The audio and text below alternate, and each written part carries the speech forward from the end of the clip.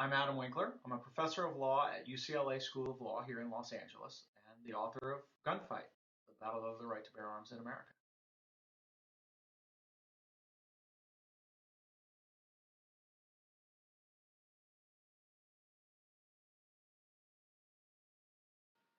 Well, I found so many surprises from the founding fathers' gun control to the NRA being a big gun control advocate before it stopped, from the KKK and the role of race in guns. But I tell you, I think in some ways the most surprising thing for me was my own personal development. I grew up in Los Angeles. I didn't have any interest in guns when I was growing up. Was never allowed to play with guns or anything like that. And I don't consider myself a huge gun nut, so to speak. Um, uh, but what I found in doing my research was I was forced to confront a lot of the issues I had avoided thinking about the Second Amendment. What did it really mean? When I look back at the history, how did I make the most sense of it? If I thought of how I should interpret the Second Amendment the way I think other amendments should be interpreted, I increasingly came to realize that I did support an individual right to bear arms, that I thought that was the best reading of the Second Amendment. But at the same time, I didn't think, and I think that history shows, that you can still have gun control and the right to bear arms.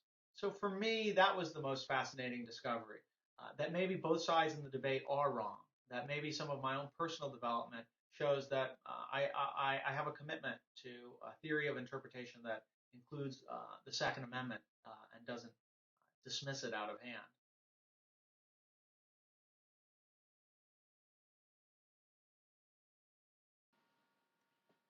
I think the Second Amendment is a sign that the framers of the Constitution ultimately trusted we the people with our rights and our liberties and didn't really trust government to protect them. I think so often today, especially among my friends on the left, the idea is that, well, we can't really trust people, we can trust the government.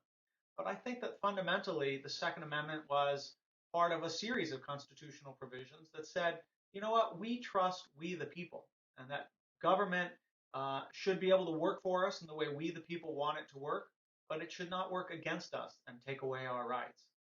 And so I think ultimately, at the end of the day, the Second Amendment, just like the First Amendment, just like the Fourth Amendment or the Third Amendment or the Fifth Amendment, all of those amendments are really fundamentally about a trust in we the people. Thank you very much for having me.